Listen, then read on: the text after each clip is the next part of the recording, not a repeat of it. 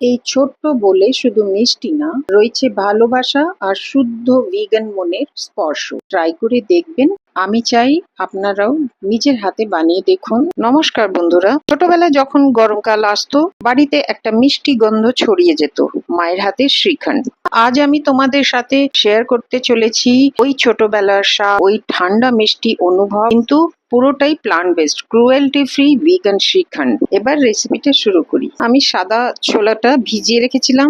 1 cup ছোলার মধ্যে 4 cup জল দিয়ে রেটে কাপড়ে ছেঁকে নিয়ে দুধটা বের করে নিয়েছি। আমি দুধটাকে দুবার ছেঁকে নিয়েছি যাতে ওর মধ্যে কোনো রেসিডিউ না থাকে। দুধটা অনবরত নেড়ে ফুটিয়ে নিতে হবে। ঠান্ডা হয়ে যাবার পর টক দই বা কাঁচা লঙ্কা বা শুকনো লঙ্কা দিয়ে দই বসিয়ে নেব। দই খুব সুন্দরভাবে তৈরি হয়েছে, এই দেখুন।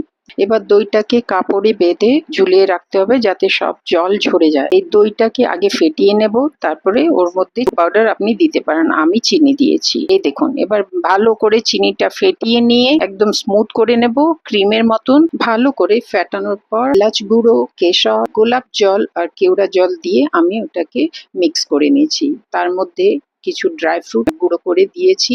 এবার 2 ঘন্টার জন্য ফ্রিজে রেখে দেব, আর ঠান্ডা হয়ে গেলে ওটা সার্ভ করব। এ দেখুন। যদি রেসিপি ভালো লেগে থাকে তাহলে কমেন্টে জানাবেন, আর ভিগান রেসিপির জন্য আমার সাথে থাকুন। ধন্যবাদ।